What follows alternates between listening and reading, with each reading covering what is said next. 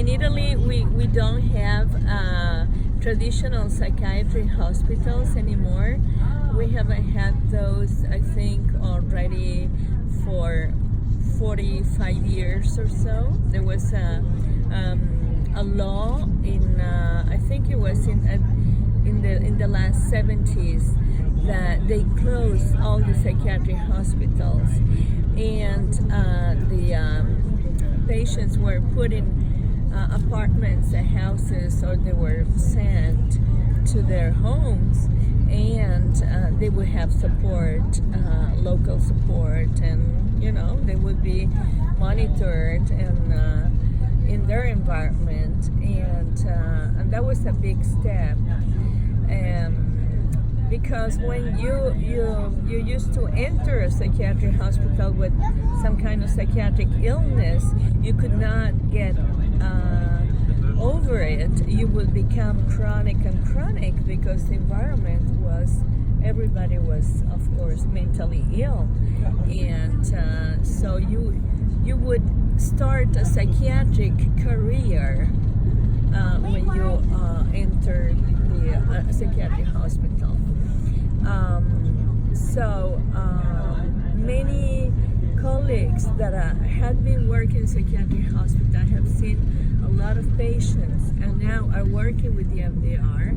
Looking back at those patients, are saying those lives were thrown away, because if I would have had EMDR, I would have been able to help them better, instead of making them live all their lives in a psychiatric hospital. Because many of them have entered the hospital after a crisis, because they have been in war, or there has been a rape, or there has been something very difficult, and there was trauma, and so they got disorganized, they got symptomatic, and they would start their psychiatric career in a hospital forever. And I have a nice story about that.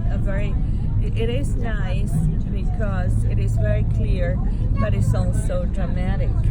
Once I was in Switzerland doing an EMDR training in a psychiatric hospital. They still have psychiatric hospitals, and so at the coffee break, one of the patients that was walking around came and asked me, "What are you doing here?" I said, "Well, I'm training." And she said, "Where are you training?" "Oh, well, I'm training EMDR. It's a treatment for stress and trauma and everything." And she said, "Can I come to your training?" And I told her, "I don't think so. You cannot, because it's for clinicians." And I said, "Well, just let me in just 10 minutes, okay? Just 10 minutes." And I said, "Okay, you can come for 10 minutes." So she came in, she listened to me. I don't know what I was talking about at that moment, but then she stayed anyway 10 minutes, and she left.